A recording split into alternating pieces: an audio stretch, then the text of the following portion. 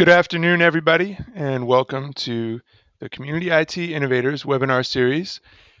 Today, we're going to do our annual look back, look ahead, and talk a little bit about nonprofit technology and some of the trends that we've seen over the last year and some of the things that we are anticipating and looking forward to in the coming year. So a few tips about the webinar. First of all, we really appreciate interaction during the webinar, and especially a webinar like this. It's a great opportunity for us to get your feedback and answer any questions that you have. So you can use the chat tool that's included with GoToWebinar, and we try to get to as many questions as we can during the webinar.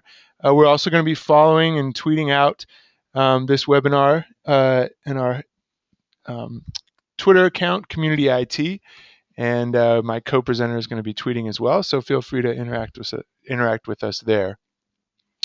We always recommend focusing as much as possible during the webinar, avoiding multitasking. You may just miss the best part of the presentation. We're going to be moving pretty quickly, as we always do, so we encourage you to stay focused and stay engaged.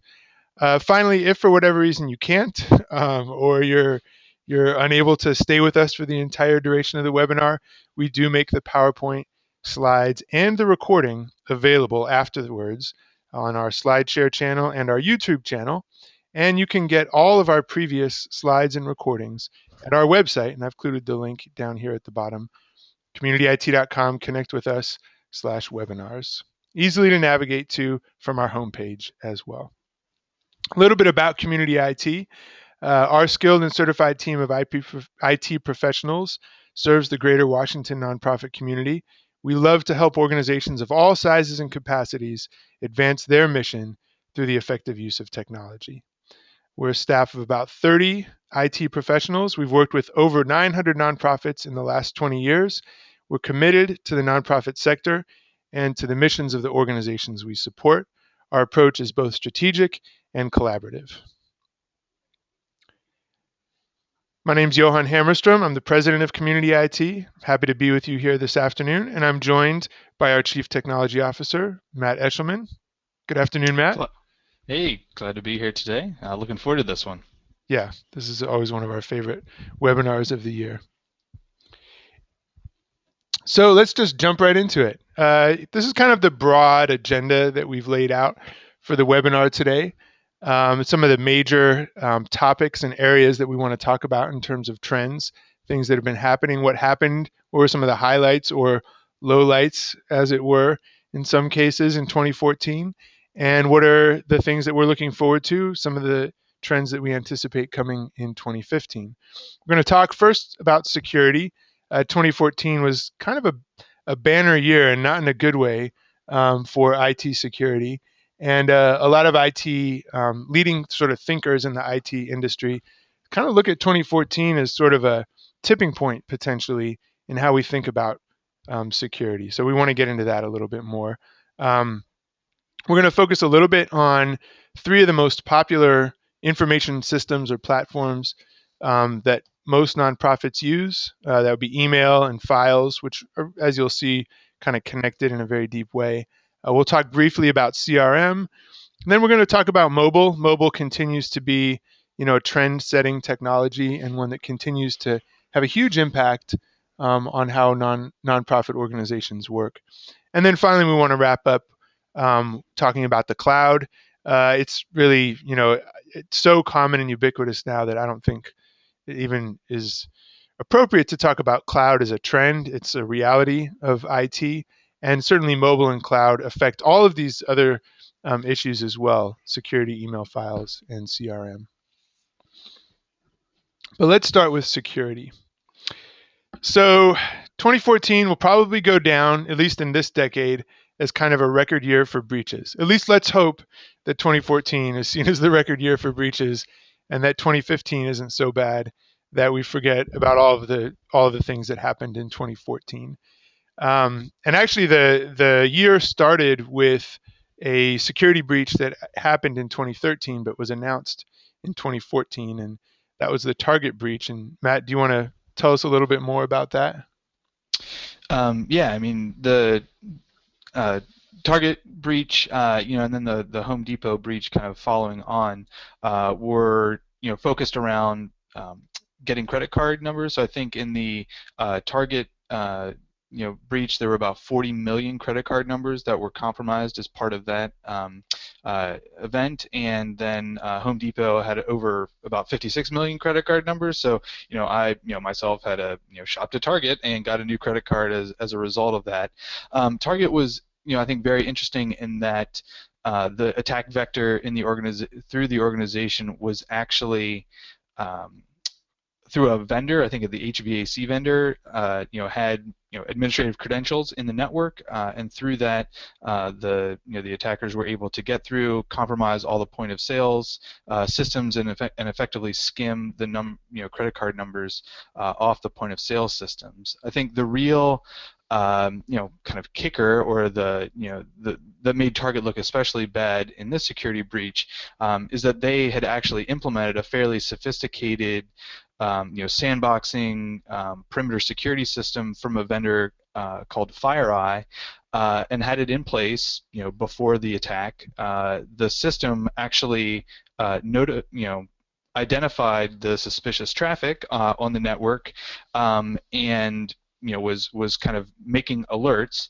but essentially no one was taking a look. So they had spent millions of dollars on a security system that essentially nobody was paying attention to. So there's we'll talk about it in a little bit, but again, the human component of security is that sophisticated tools are an important part of a security plan, but paying attention to the alerts is is even more important. So at Home Depot, again, actually followed a pretty similar attack vector through point of sales. There was some, kind of malware that was on the network, and resulted in the pilfering of over 56 million credit card numbers.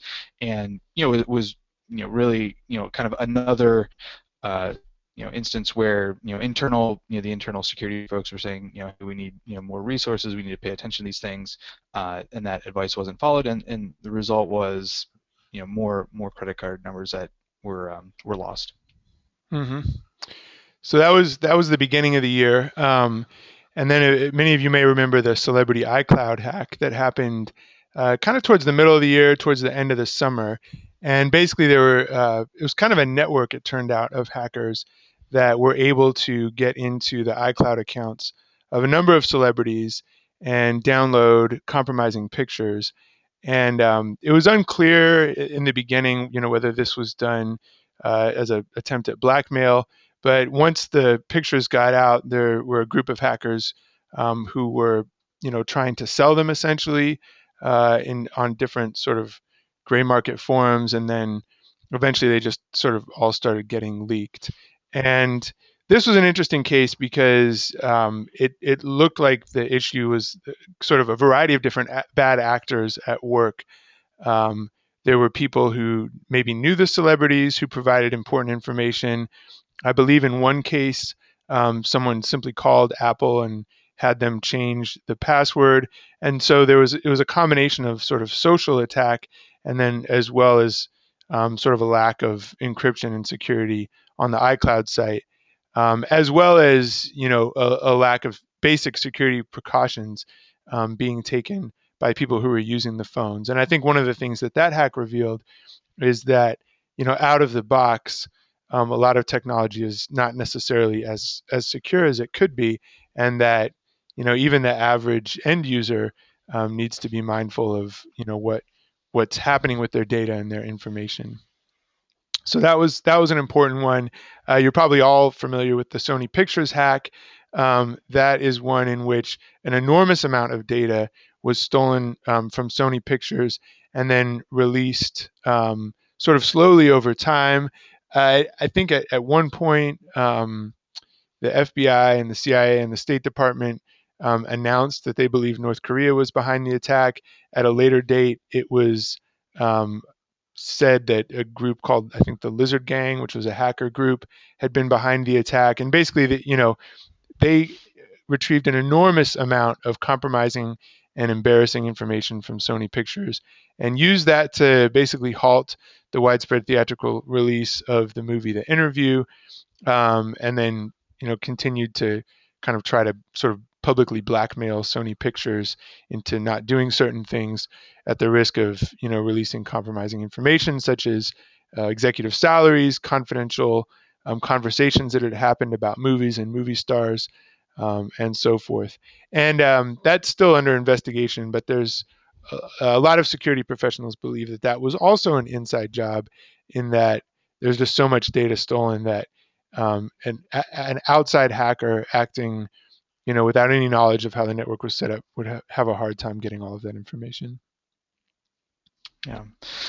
So moving from some kind of specific company level hacks, there were a number of kind of broad security compromises as well. So Heartbleed, Sandworm, and WireLurker we'll talk a little bit about. So Heartbleed was a vulnerability discovered in the OpenSSL, so the SSL certificates that ensure secure communication between servers.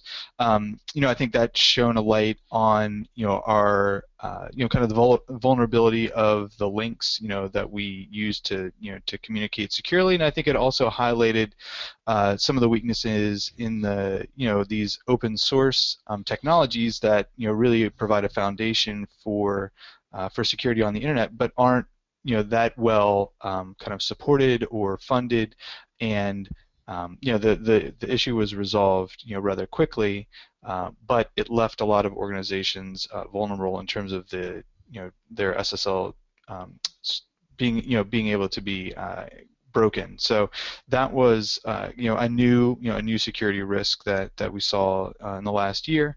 We also saw a security risk that was called so-called Sandworm, which was an example of some state-sponsored attack. Russia basically against Ukraine, kind of targeting. This is a Microsoft Windows vulnerability, using that to do basically data mining and espionage to pull information off of those targeted computers.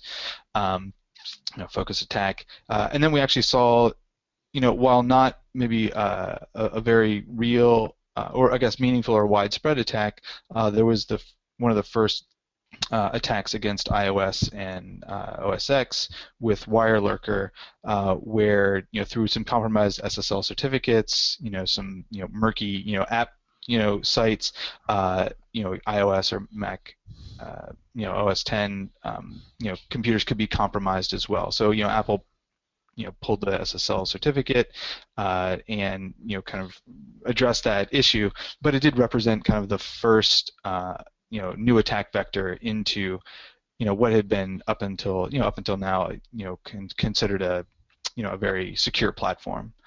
So that was I think a range of security threats that represented some new takes on the risks that we see. Yeah. And then finally, Dark Hotel, and it's all of these breaches have kind of shocking and thrilling names. But Dark Hotel was actually a hack that goes back to I think 2010, but one that just was revealed in the last year. And basically, it was a sophisticated attack targeting C-level executives at large corporations who were staying in luxury hotels. And basically, it was a kind of a traditional, what's known as a man-in-the-middle attack, where these hackers were basically hacking into the Wi-Fi network of the hotel and putting themselves sort of in between the executive's device, their laptop or their phone, and the internet, and then pushing down an update, like a fake Adobe update, and saying, you have an Adobe update, click here to install, and then deploying spyware on their machine as a result of it. And so this is something that now there haven't been a lot of details revealed about this, but it's something that happened, quite often and is probably still happening. So when you look at the full sort of range of breaches that happened in 2014, I think you'll notice that basically every kind of device, from point of sales devices to mobile phones to laptops are sort of vulnerable to different types of data breaches and hacking, and there are a wide variety of culprits, I guess you could say, from nation states to sophisticated organized crime networks to disgruntled, hackers to anonymous networks of hackers. There's a large number of different types of groups as well as individuals that are sort of perpetrating these, and at the end, the takeaway really is that there is a lot to be concerned about when it comes to security, and I think it's something that we try to reinforce with the organizations that we support. That even though you may be a small organization, there are a lot of security risks out there, and it's really something that every organization should be taking seriously. That being said, there are some reasons to be optimistic about where things are going with security. Yeah, I think even though iOS was part of the WireLurker compromise, I think inherently the mobile OSs are more secure than we're still seeing a lot of attacks kind of come out through Windows-based malware, either through the operating system or the applications sitting on top of it. And I think as we see a lot more data move from on-premise servers, kind of maybe that are behind the firewall, out into cloud-based software as a service applications, that move puts the security, puts your kind of data in a much better kind of security profile than having it on premise in your network. And so now you're able to access your information that's in a much kind of more secure location through devices that maybe have a smaller attack profile. And so now the data is kind of in a better place. I think it's also I think reiterates the education and kind of the key component that education plays in terms of teaching staff, teaching your end users on good behavior, how to know if something is a good link to click on, how to respond to kind of directed social attacks, because I think that's becoming more prevalent in that there is kind of directed attacks at people or organizations specifically for the purpose of getting information. And so if we can train staff to be more aware, not kind of give out passwords, not give unnecessary access, that will help will help increase the overall security profile. And I think in addition to kind of improving our overall social awareness, there's also a lot better tools I think that came out over 2014 and into 2015 in terms of two-factor authentication. Now is becoming the default, the rule rather than the exception.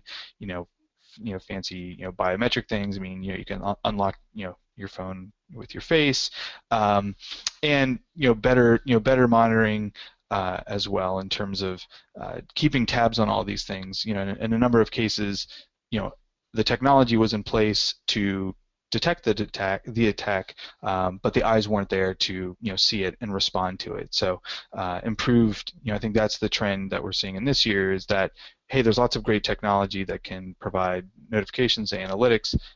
We need to be able to find a way to kind of cut through the noise and act on that information whenever we see it. Mm-hmm. Yeah. Go ahead, Matt. No, I mean the other kind of security breach or risk that I think is worth probably mentioning and didn't make it onto the slide is I think the evolution of kind of financial based malware. So crypto locker evolved throughout the year and became a way of really being a financial benefit for people running these kind of malware or hacking networks to say, okay, hey, we're going to encrypt your data, and for $500, we'll give you the key so you can decrypt it. If you don't pay us, in a couple of days, then it's going to be $1,000. And so I think again that was something that we saw kind of again and again in 2014 is now that hey, there's real money to be made beyond just maybe compromising a system and getting information is that this can be a financial a financial incentive as well. Hmm. Yeah. We have a link down at the bottom of this slide from a blog called Learning by Shipping, which is written by Steven Sinofsky, who was sort of the genius product manager who took Windows Vista, for those of you who remember it, which was kind of a mess, and kind of turned it pretty quickly into Windows 7. He was also responsible basically for the development of Microsoft Office over the decade that it really became kind of the go-to solution for most organizations. And he writes just a fascinating blog. And if you're interested in reading tech blogs, I'd encourage you to look at Learning by Shipping. But he had a great post at the end of the year talking about this security tipping point. And one of the things that he said is that mobile OS is by its very nature kind of designed to be more secure than desktop OS Windows or OS 10 was, and that cloud-based services are by their very nature, because they're out on the cloud and because they're generally hosted, have much greater concern with security than individual companies hosting private networks will have. So there's some reasons to be optimistic there. Mm-hmm. As we saw with the iCloud celebrity hack, all of the increased security doesn't help if you're not taking advantage of it. And so I think learning how to keep your systems secure is really important, and educating staff about how to do that is also really important. I think one of the things that came out of the Sony breach was that different uh, people at Sony were keeping all of their passwords in an Excel spreadsheet, in some cases unlocked, unencrypted on their laptops. And once the hackers got into the network, it was pretty easy for them to, you know, run scripts that would find all of the spreadsheets that have the word password in the title. And then that, now they basically had, executives' personal passwords to their bank accounts, um, to all different kinds of, personal accounts. And, that there's no need for that anymore. There are a lot of solutions out there that will provide really secure password storage, like LastPass, 1Password. The tools are out there, and it's just a matter of, I think, kind of educating people and organizations into using those tools and kind of getting out of the different sort of bad habits that people have for storing sensitive information. All right, so let's be optimistic. We talked a little bit about the lessons learned. Perimeter security, which was kind of um, a top priority of designing organizational networks for the last 15 to 20 years. Um, is kind of becoming a myth. There's this idea that if you had a good firewall and you were protecting your network from the internet, basically you could have a little bit more lax security on the inside with your servers, and it's a myth because it's so easy now to get into networks. There's so many different ways, and because you know organizational information is extended now. It's mobile, it's in the cloud, and so the idea of a perimeter is no longer really a good architectural concept for designing networks, and having security in place and in depth is really important.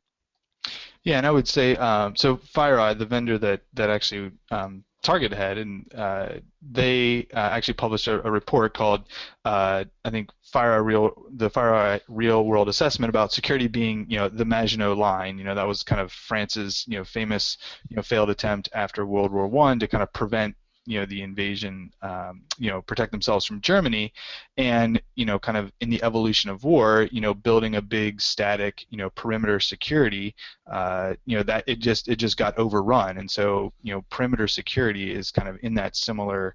Perimeter firewall security is kind of in that same vein. The threats are kind of so new, they change so quickly. There's so many different vectors that, having a intrusion detection device and a couple of firewalls and desktop antivirus and all these other things, you know, they kind of all are playing catch up, and so a new there's going to need to be a new security paradigm in terms of how we think about protecting our information. And so yes, I'm very interested to kind of see where this goes. I mean, I don't think the lesson is turn off your antivirus, it's you're not going to need it, but how are we going to be able to protect our information? Given that downloading virus updates once a day or even every couple hours isn't fast enough to keep up with the changing threats. Hmm. And I think so for example, one of the things that we've heard so now, but one of the concerns that people have about hosting their email, and we'll get to that in a few minutes, but one of the concerns people have about hosting their email with a software as a service cloud hosting provider is, well, isn't it less secure? And I think the reality is that it's actually more secure if you're hosting your email in house. You're probably not monitoring security on that email system 24/7. You probably don't have an entire team devoted to keeping that, your email secure. You're certainly not, probably not keeping it, patched with the latest software and security patches as frequently as the cloud service provider is. And so this idea that because your email server is kind of behind your firewall on your network, it's more secure, that's really what's kind of the myth. And that the newer technology service providers are as concerned, probably more so, with security than those of us who use technology, and they're designing new technology solutions to be more secure out of the box and to kind of respond to these threats. So um, it's running older technology over time has creates greater risk, essentially. Yeah. Monitoring is important. I think this is one that's really challenging because most organizations, I would say 500 seats or less, just don't, have the budget to pay someone to, monitor, to whose full-time job is, security monitoring. So one of the things that we're looking for and expecting to see is, security as a service, sort of third-party monitoring, because monitoring is really kind of the centerpiece to a good sort of security strategy. And I'm not sure there's anything like that now, but it's certainly something we expect to see more of in the future. Yeah. Well, and I think the qualification is now for the smaller business space. I mean, there's a lot of money and a lot of options for for the enterprise, for those 1,000 seat and up organizations, but something that's kind of meaningful and relevant to a 20-person organization, a 100-person organization. I think yeah, I think this might be the year when those solutions become a bit more obtainable. Hmm. Hmm. And then finally, training, as we've mentioned quite a few times, is really, I mean, if there's one investment your organization can make in improving security, it's around training. And it's a hard one to do. There's always that trade-off between security and convenience. But I think just educating staff about the risks and simple ways that risks can be prevented is really important. Yeah. On that note, so we'll end on kind of a funny note. We forgot one breach, the G20 spyware swag breach. Um, and it's a little bit disputed, I think, at this point, but I think it's the EU security officials, intelligence officials in the EU claim that you know European leaders who went to the G20 summit in Russia this year got some nice swag. They got a USB drive, and they also got a charger. And this is a picture of the charger that they received. And it turns out that the charger had malware in it, and when you plugged your phone into it, it downloaded a payload that allowed Russia to start monitoring the communications on your phone. And anyways, the lesson there is, if you go to the G20 conference and you get a mysteriously large looking USB charger, maybe don't use it on your phone. Maybe leave it in the swag bag. But that gets back to user training, and we're not trying to create a environment of paranoia and fear, but I think it's important for people to develop sort of a security common sense, if you will, when it comes to IT. And this may be a good slide that you could use as you try to impart that to your staff. So let's move on from security to talk a little bit about email and files. And it's impossible for us to talk about email and files without talking about um, the company that has built the technology that more organizations than any other use to manage their email and files. I'm of course talking about Microsoft. And I think the big thing, the huge news from my perspective, IT wise, in 2014 was the encouraged retirement of Steve Ballmer, the 12 plus year CEO of Microsoft, and his replacement by the new CEO, Satya Nadella. And some people saw this as Microsoft, the Empire Strikes Back.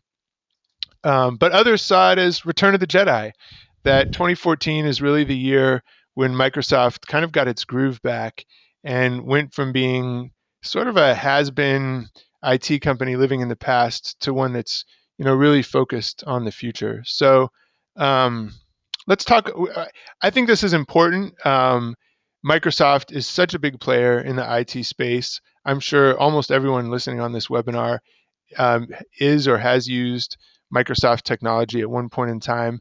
And so understanding Microsoft's strategic direction is important to understanding its viability as a company. Is Microsoft still going to be around in 5 years? Is Microsoft a good investment? Is Microsoft software something that our organizations should still be focused on? And I think, looking at some of the moves that Nadella made in 2014, um, give me hope and optimism, I guess, in terms of Microsoft's ability to kind of bounce back from some of the slow period that it's been through recently. So, Matt, you want to start us off, talk a little bit about what Microsoft has done with cloud services since Nadella arrived? Yeah, I mean, I think it's coming up on a year since his appointment as as CEO, and I think his impact has been really fantastic. Financially, revenue was up 12% in 2014 to $86 billion.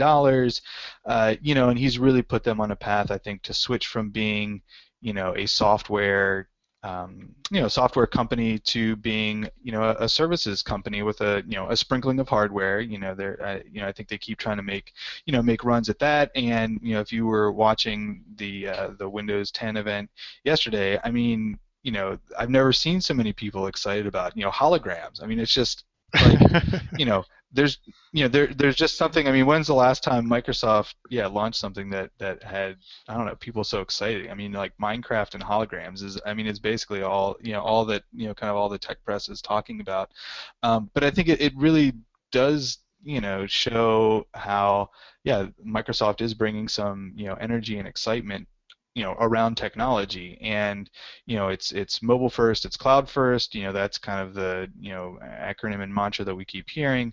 But that seemed to hold true. They've started to decouple this kind of pure Microsoft stack. Now you can get your Office on your iPad, your Android device. They've opened up integration now with Dropbox, with Salesforce, and and I think they are making conscious steps to kind of de-emphasize that kind of Microsoft Windows, and you see that in the branding for their Azure cloud services. It's not Microsoft Windows Cloud, Active Directory. It's Azure Active Directory, and so I think that branding is really intentional, and as a move to, I think, be more open, and I think drive the innovation to how people are using technology, and then being able to provide that connectivity. And I think they certainly benefit very much from the strength of Office, and making it ubiquitous is, I think, is they're taking advantage of that now in a way that they weren't before, when it was really tied to Windows, kind of a Windows-centric world. And maybe the same thing, with Windows 10. The announcement, they seem to get every other operating system right, and it looks like Windows 10 is going to be a kind of a good and solid platform, and oh yeah, you're going to be able to upgrade to it for free. And I think that's their move to try to keep people up and keep people current, because I think enterprise particularly tends to kind of find the solution and stick with it, and so we're kind of seeing the effects of that with Server 2003. going out of support in July. There's a lot of Windows Server applications that are still out there. We have some on our networks that we manage. The same thing goes with XP, and so I think he's really trying to make that switch from buying that software, having it forever, to okay, let's move into the services world. Let's get people up into a more current world where we can provide more incentive to continue to kind of consume different Microsoft services. Hmm. Yeah, I mean, I think Microsoft's mission for 30 years was defined by the strategy that Bill Gates established in the early 80s, which was a PC on every desk running Windows. That was the Microsoft strategy, and they essentially achieved that. I mean, Windows runs on something close to 2 billion machines around the world now, and I think part of the reason that Microsoft drew a lot of ire from people is that their entire strategy was around selling more Windows licenses. And they finally kind of reached a point in the last few years where that was no longer really a good strategy. And particularly because of their slowness in mobile, they weren't going to be able to dominate the mobile space. And Steve Ballmer, the previous CEO, was still pushing that strategy. But now Nadella, in his first announcement as CEO, really pivoted from this idea of Windows first, Windows being the priority, to productivity tools. Microsoft is the company that makes productivity tools, and we want our tools to help people be more productive and get more done than anybody else's tools. And you really kind of see them moving in that direction. And I think what most people have just been amazed by is how quickly the changes have happened. Microsoft is like this enormous 100,000 employee company. They're like an aircraft carrier. Like they're just not going to turn on a dime. And all of the things that they've been able to do so quickly have been really impressive since Satya Nadella started. And so we're hopeful and encouraged that Microsoft can kind of regain its focus on making productivity tools, and that's going to be a real benefit. And that's especially important for nonprofits because of Microsoft's longstanding commitment to providing its software to nonprofits, essentially for free or for deep discounts. And so, I mean, I think people, the how to feel about Microsoft is a complex and nuanced question. But I think there's no doubt that at its best, they make great software and are very committed to the success of the nonprofit sector. And so I think their success is a good thing. Um, Yeah, I think a question just came Whoops. in, or a comment Yeah. saying, about, in 2014, Microsoft made Office 365 the E1 plan free for nonprofits. Yeah, I mean, I think, they've really, I think continued to be, want to be a partner, I think, with the nonprofit community, and make it easy for, nonprofits to have and use, the most current technology. And so, this shift to the cloud, I think, really enables nonprofits to keep up and stay current, and not need to kind of invest in these big capital projects to upgrade this server, upgrade this equipment. And they want to make it easy for you to kind of get into their system. Yeah. So it really is kind of a new day at Microsoft. Holograms.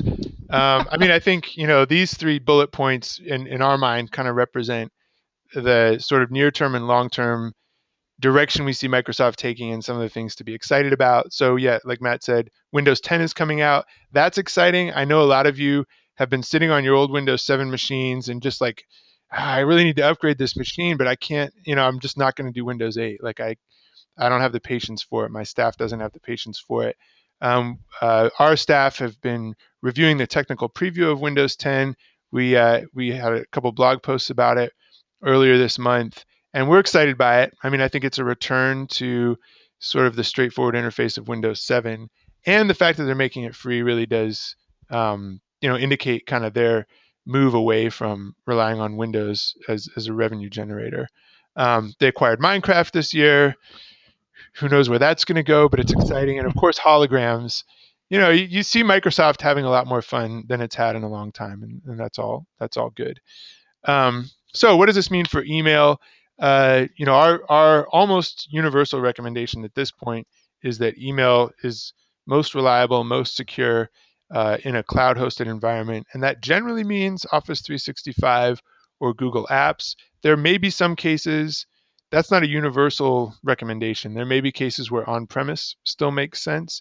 And there are other ways of hosting your email that might make sense. But generally, Office 365 and Google Apps are the uh, are the big ones.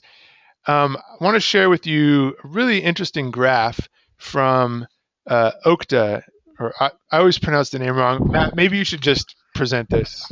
I don't know. I mean, I say Okta, but I I think that's don't. right. It's I been a think you're while since right. I've talked to somebody, yeah, about it. But so this is so Okta is a cloud identity and access management single sign-on vendor. So it's kind of a mouthful, but I think we'll talk about this kind of growing industry in a little bit as well. But they're essentially providing a portal or single pane of glass for organizations to send staff to, where they can sign in with one set of credentials and then have access to all of the different cloud-based applications that are provided. And so they provide built-in connectors to this whole laundry list of applications that you see here.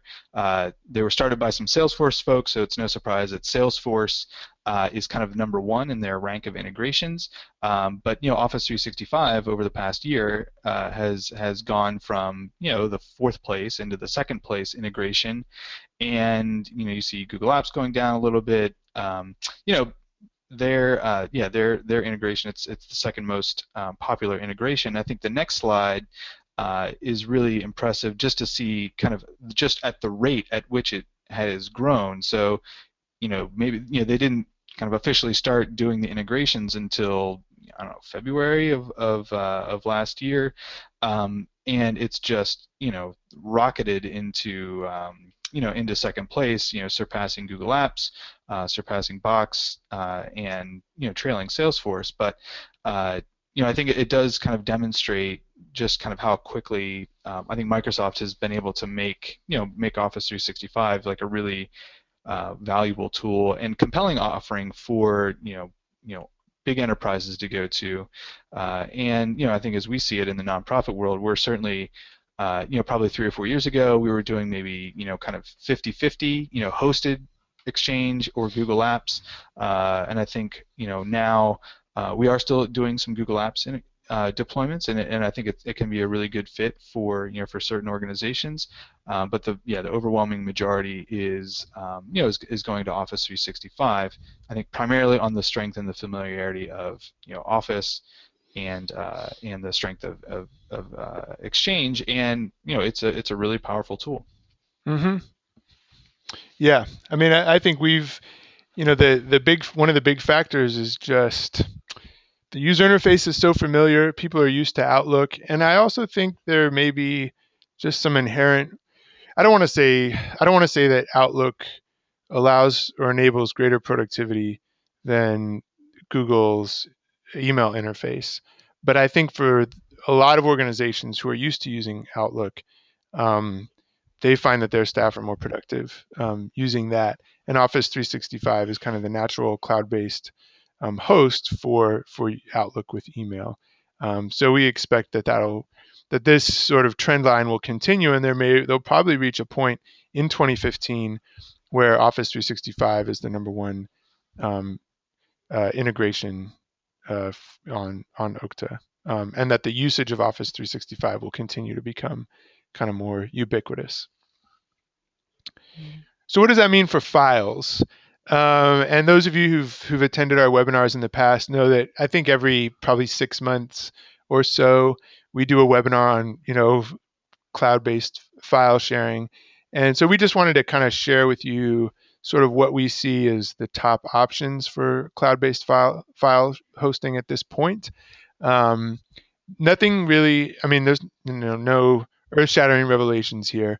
Nothing in 2014 really um, dramatically changed the equation with cloud-based file sharing and management, other than what we've already talked about with Microsoft. The big options right now are OneDrive for Business, which is essentially Microsoft's version of Dropbox. Put some air quotes around that. We're actually going to have a blog post that we're going to publish in the next couple of days where we get into more detail about the differences between OneDrive for Business and Dropbox. But it's basically a local file sync utility for personal files. That's free with Office 365, or it's included with Office 365, I should say. Um, Dropbox, you're all familiar with, I think. That's a file sync utility. Um, Box is similar, although it's Dropbox kind of initially positioned itself in the consumer space, and Box initially positioned itself in the enterprise space. SharePoint is a much different animal from the other three, and is more about sort of collaborative workspaces, and we might have time to get into a little more detail about that. And then Google Apps remains a possible option for document management. In general, it works well if you're using their document editing tools and working with documents in the Google format. But you can sort of save your personal files on your computer through Google Sync to your Google Drive, as they call it. Yeah, I mean, I think personally, I actually have all five of these, running on, running on my computer, which, I think it does, point to, I think some of the challenges I think with data sprawl that, a lot of this cloud, kind of cloud services offers is that now, yeah, these services are all kind of easy to use and very, kind of relatively low cost. So, so it's easy to end up, having data, kind of in a lot of different places. So, I like, I think the SharePoint improvements and OneDrive improvements over the past year have been really, really impressive. Box, started in the enterprise space, and they've, kind of followed that SharePoint model of, I think 10 free seats plus some additional discounts for nonprofits. I think it's a really powerful tool, and I think particularly if you're an organization that has some integration needs with, Salesforce, then Box could be a good option as well. It's, it kind of does a lot more than file sync, and I think with a lot of these solutions, the synchronization piece I think is, kind of just a bridge to get to kind of get us to a point where everything is going to be kind of in the cloud all the time. And so I think some of the weaknesses that we're seeing with the sync model is particularly as they get used more and more, and as you have more and more people syncing files, then that can be consume some or all of your kind of local hard drive space. And we just an anecdote that we had recently is we had a client that they went with Dropbox. They had the 150 gig sync plan. They've had it a year now. That's they're reaching that limit. And then an interesting wrinkle is, a lot of people are getting laptops now with SSD drives. Well, the default kind of SSD size is 128 gigs, and so when you combine, that kind of smaller hard drive size with a lot of data being synced, now all of a sudden, that kind of the reality of syncing 100 gigs of data on your laptop really, I think starts to run out. So, Yeah. so I think I'm very optimistic on, kind of cloud-based, file access being, something that's kind of easy to use, and people aren't going to be kind of fighting against it coming into 2015. Yeah, I think I'm just going to go ahead and lay out a prediction here. This is totally unscientific, just my opinion. Uh, I think that Box is going to remain in certain specialized situations. It has sort of incredible breadth of integration with third-party solutions, particularly Salesforce. So I think it's going to fit a niche role there. I think organizations that have moved to Google Apps will probably continue to use it. Organizations that are going to end up with Office 365 will probably deploy one or both of OneDrive and/or Dropbox in 2015 for individual file storage and use. And I think Dropbox will be popular because many organizations have staff who are already using Dropbox. They probably have Dropbox on their work computer and they've got it set up with their personal account. And so there's sort of there's a user adoption that's already happened with Dropbox that is natural, that's going to be harder to do with OneDrive. And I think Microsoft recognizes that because they basically announced an integration partnership with Dropbox towards the end of 2014. And I think Dropbox and Microsoft realized they needed each other. Dropbox has the brand name recognition that Microsoft lacks. Microsoft has the enterprise and the vast war chest of cash that Dropbox doesn't have. And I think we're going to see increasing integration between those two services. And then SharePoint is going to end up being, if not the solution, sort of a model for the type of solution that's going to be needed for file collaboration. So, um, you know, is 2015 the year when we're going to finally be able to move all our files to the cloud? I don't know. I can't say that conclusively for every organization, but I think it's going to continue to be something that more organizations are taking a hard look at. It's kind of the one thing that's left, and they want to get rid of that server in the closet and just be done and in the cloud already. And as Microsoft continues to improve its offerings with Office 365, it'll probably become more feasible. I think that the key lesson to remember, the key thing to keep in mind with SharePoint is that it's not going to be replicating the traditional file server in the cloud. It's a completely different way of storing, managing, sharing, and collaborating on documents. And that means, some kind of learning curve for end users. There's some amount of user adoption that's going to have to be managed with any sort of file server migration. And the extent to which organizations are going to need to think more about their own information management, I think that's going to become a big issue in 2015. In some ways, the ease of use of a file server has allowed all of us to sort of set that issue of information management and information architecture for our documents to the side. I'm not going to worry about that because anybody can go and create a folder in a file server. And I think it's just taking that approach with an online document management solution like SharePoint is creates a much greater disaster than has already been created, on a lot of file servers. So I think that's going to become something that organizations are going to need to pay close attention to in 2015. Yeah, and I think it's really, I think as we talk with our clients about what do we do about this file server, it really is an opportunity to kind of revisit the information architecture, the integration with other systems. I think we're finally getting to a point where the file server migration is not just kind of copying over what you have on file server A to the new file server B. But I think it's going to be an opportunity to say, okay, how do we look, how do we work? Is the way that our file structure, which was set up, 15 years ago, does it still represent how we work now? Does it still, provide that integration that we need? No. Okay, let's start afresh and let's look. Okay, how are we going to put files in SharePoint? Do we need to put files in Box? Are we going to put files in Salesforce?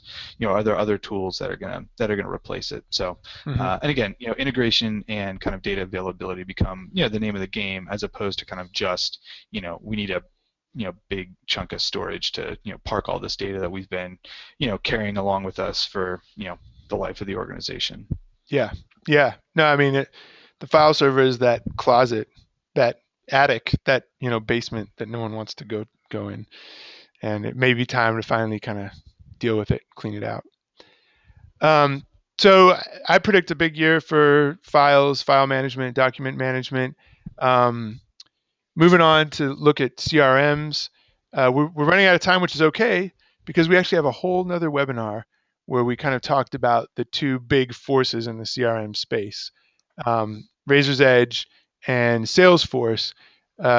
We did a joint webinar with Build Consulting back in November to talk about the next generation of Razor's Edge called RENXT, and also to talk about where Salesforce is going with its Salesforce One, Salesforce for nonprofits, and the NGO initiative at NGO Salesforce. NGO, yes, NGO Connect. Thank you, Matt. So we won't say anything more about that other than if you're really interested and you missed that webinar, go to our website. The video's there. You can watch it. As these schematics show, it's all about moving to the cloud. Salesforce, of course, has been in the cloud from the beginning. Razor's Edge, not at all, really. And they've got some big plans underway to kind of move them into, sort of from the ground up cloud-based architecture. So check that webinar out to find out more about that. Let's talk a little bit about mobile. Matt, what do you see happening with mobile devices? Are we finally going to have, is MDM, which was, admittedly a low priority for most of us in 2014, Is that going to become a higher priority? Does it need to be a higher priority in 2015? Yeah, I mean, I think, yeah, mobile device management, was a low priority in 2014. We work with a lot of different organizations, and only a very small percentage of them are actually doing any kind of mobile device management, that is, putting an agent or controlling access on, the phones, the tablets that are accessing, so-called corporate information.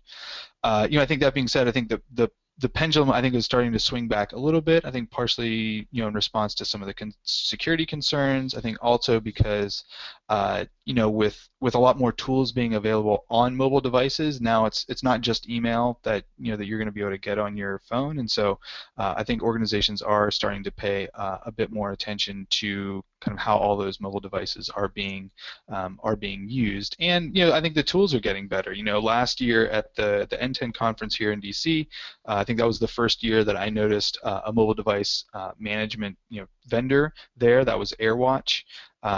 So that was kind of a first for them at the N10 conference. Meraki, which is actually owned by Cisco at this point, has a free mobile device management tool that they provide that can provide some kind of control and management of Windows or Mac and Android devices. So I think obviously kind of that free angle is very appealing to nonprofits. And then I think that the mobile device management I think dovetails into organizations having BYOD or bring your own device policies. And I still this is another area where I think there's a lot of growth to kind of come. So uh, mobile as a tool is definitely in the front and center, and I think kind of the policies and the management are gonna follow. We got a question about BYOD. Are we going to see BYOD replace corporate issued devices for all devices? It could. I mean, I think so we took our own dog food and kind of went through a BYOD kind of policy review and deployment, and so we came out with a blended solution. So at Community IT, we do have some staff that kind of qualify to bring they get a stipend, they kind of bring their own device, and that's kind of one category of employees. We have another category where they can have some choice, but it's still a kind of a company device. And then we have other staff that because of their work, they get X, Y, or Z computer because of the work that they do. So I think maybe we're a bit out ahead of it, but I think in this may be a case where the enterprise is maybe even further out ahead because the kind of ongoing support and management of the devices, the cost of that is pretty significant. So BYOD is a good opportunity for them to control cost, and I think they're also in a position to kind of provide a much more tightly controlled user environment, through a lot of virtual desktop or kind of self-contained applications where they really need to control the access and kind of where that data resides. So I think in the nonprofit it's a bit more flexible, and I think our staff they like the flexibility of kind of using their personal computer. So I think it's more of a benefit as opposed to a kind of a organizational imperative to do those BYOD policies. Hmm. Yeah, yeah, it's definitely a tricky issue that kind of goes back and there are a variety of there are multiple dimensions to the issue that are not necessarily you know in concert with each other. So there's the question of who pays for it, who supports it. Is the information on it sensitive? Does it need to be protected? Can you trust the end user, to manage their own device, or do you need to have a tool that helps you to manage it? So there's a lot in play on these issues. We've done several webinars in the past on kind of BYOD. I think from the perspective of trends in 2015, it's hard to tell. I mean, Meraki is definitely um, reducing the cost of MDM tools, but they still remain expensive. And I think if you look at the risk benefit analysis, um, I think for a lot of organizations they're prohibitively expensive. So um, We are running out of time, so I'm going to move on here to cloud. We've been talking about cloud the whole time, but we have a few final thoughts on cloud that we want to just pass along. Some things that we see happening in the world of cloud in Hmm. 2015. Yeah, so we, kind of touched on it a little bit earlier. I was joking, well, not joking, but making the point that yes, I've got all five of these, file sync solutions on my computer, and that's reflective of, kind of the fragmented adoption of cloud services. So I'll tweet out a link, but there was a cloud security vendor called, I think, Sky High Networks that did an audit, a survey of their client base, about 13 million users. This is mostly geared towards the enterprise, but they found that the average organization was using 24 file sharing solutions and 91 collaboration tools. And so, yeah, the question is, how do you kind of manage or keep track and audit, kind of where your data is if it's, there's 24 different places where you could have a file saved. So I think that all, kind of points to this need for having a better identity management, because now, where there's 24 different services, you have 24 different sets of credentials. And so, there's a whole rise, industry that is devoted towards kind of providing kind of centralized, centrally managed, kind of single point of entry to all these different applications. So Okta, we talked about Azure Active Directory. So this is Microsoft's, solution where they can provide single sign-on to, thousands of applications and one login. So there's others. This is not an exhaustive list, but I think the benefit to these solutions is that, for a few dollars a month per user, you can give staff, you know, one, they can use their network login or a single login, and then they can access through that portal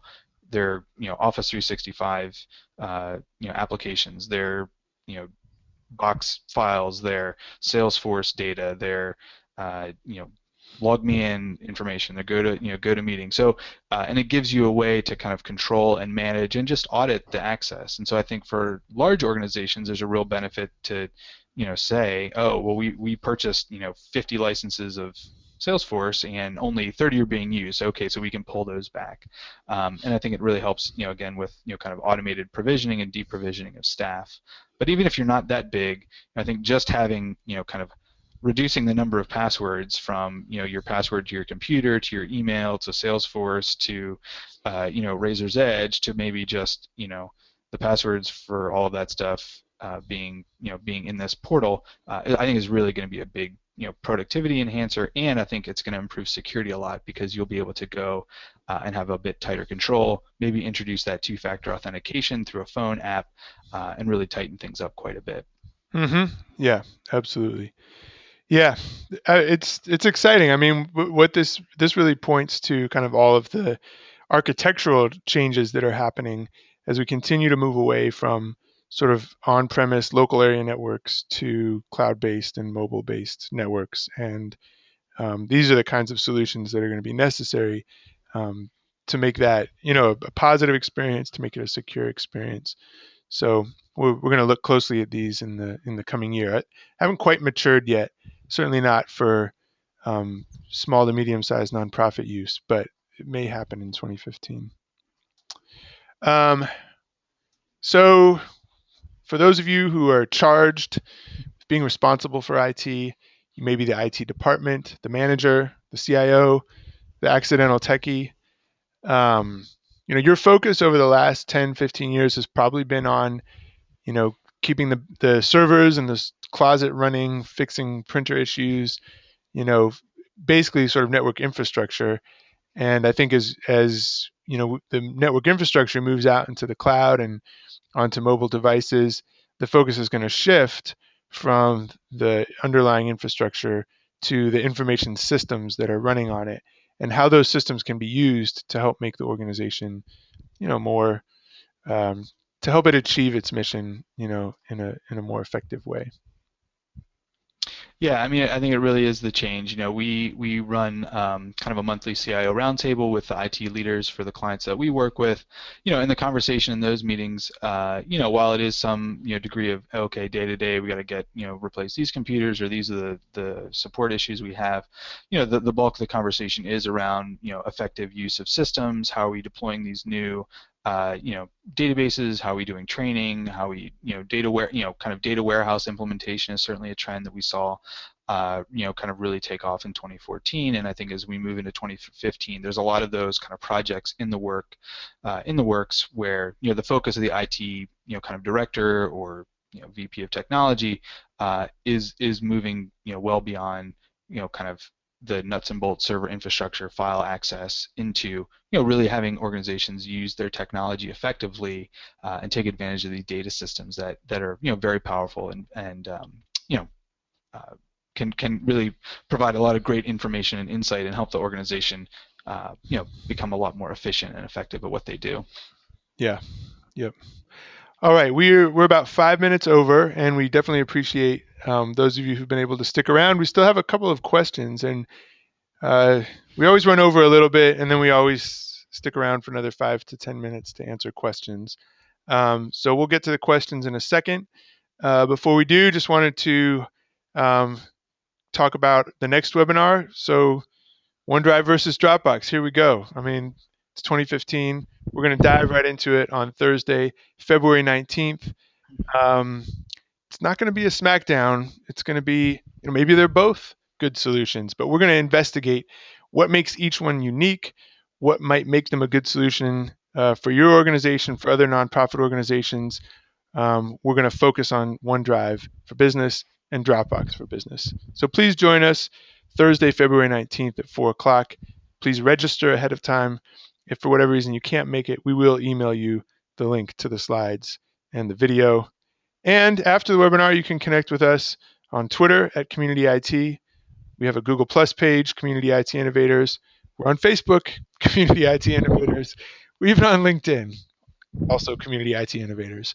We're going to send you a quick link to a short survey. Please complete it. We love doing these webinars. We've been doing them for about 2 years now. We do them every month, free of charge for the nonprofit sector. And your feedback really helps us to make them um, better. It helps us to bring topics and a format that meets the needs of the organizations and the community that we try so hard to support. So please complete that survey.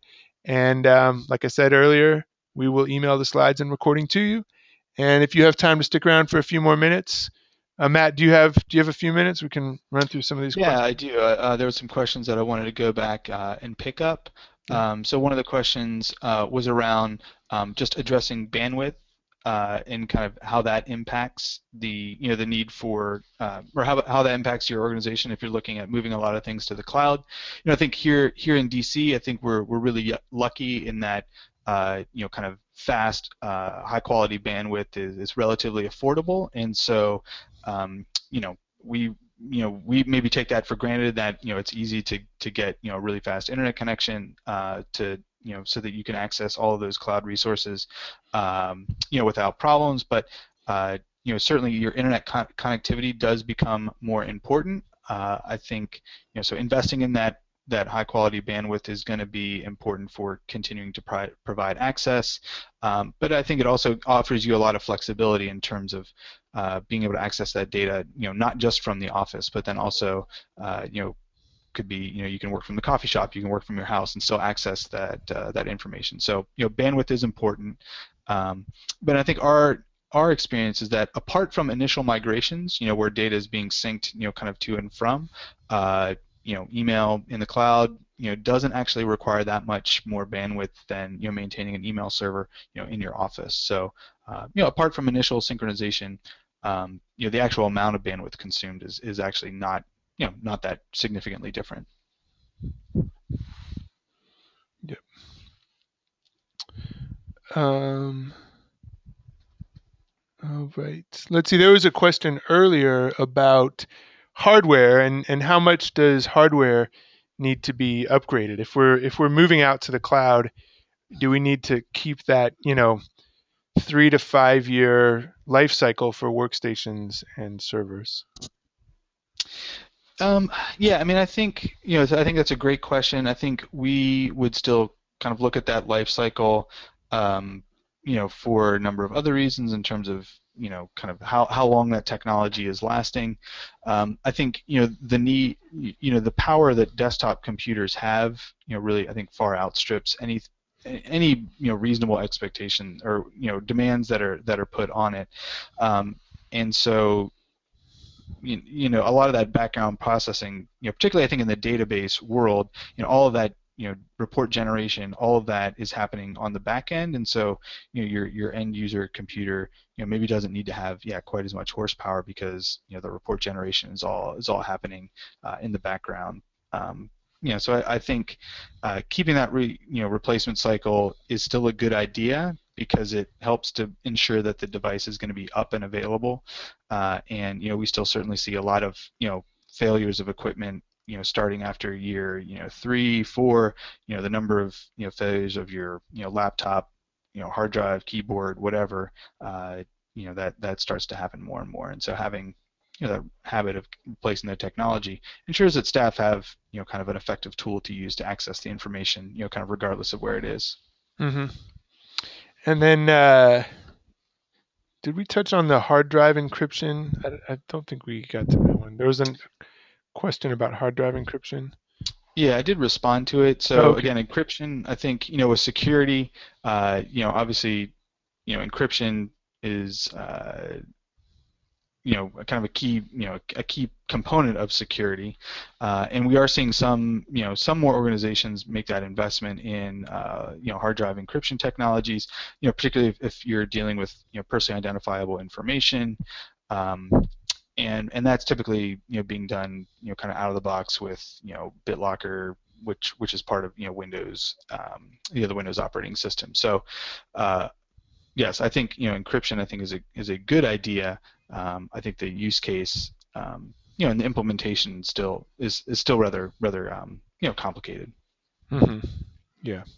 And I know that, like, for hard drive encryption, there's sort of out of the box encryption for both Windows 7 and 8 and OS 10. But it requires for it to basically the hard drive decrypts when the computer is logged in. So if a lot of people have the tendency of just putting their laptops to sleep and carrying them around with them and never really shutting down. In that situation, the encryption isn't providing any extra security. Um, so encryption can be useful, but it's also kind of in and of itself, it's not necessarily a silver bullet. So there's that to keep in mind. Um, One last question. Backup to the cloud. Is it ready for prime time? Will it replace local backup solutions? Yeah, I think backup to the cloud is ready for prime time. I still, like to have data in two places, and a lot of these cloud backup solutions will provide, what I would call, kind of in the enterprise world, will provide a local copy. So the solutions that we use, both of them provide, kind of local backup so that you can have it, quick access, and then they put the data in the cloud for that, kind of offsite DR kind of purpose. So I still like to have that local access, depending on what could happen with the vendor, and then I think particularly in the need for kind of quick recovery, being able to have that data restored locally, as opposed to trying to download gigabytes upon gigabytes of data, is ready to go. So yeah, I mean we have two very good cloud backup solutions that we use, and they're fantastic, and I think the benefits of that kind of cloud component really make it a key piece of a lot of business continuity plans. So you're saying you don't miss tape, Matt? Is that what you're telling me? No, I do not miss tape at all. Oh, tape. Those were the days. Well, thank you everyone for joining us. This is by no means an exhaustive look back over 2014, nor an exhaustive look ahead at 2015, but we tried to touch on what we consider to be sort of the biggest issues and trends, although I'm sure we missed a lot. And there was tons of detail that we didn't go into. So, encourage you to come back next month and in future months. Check out some of our previous webinars and blog posts on our website, communityit.com. Thank you for joining us today, and we look forward to your attending future webinars. Great. Take care, Thanks, everyone. everyone.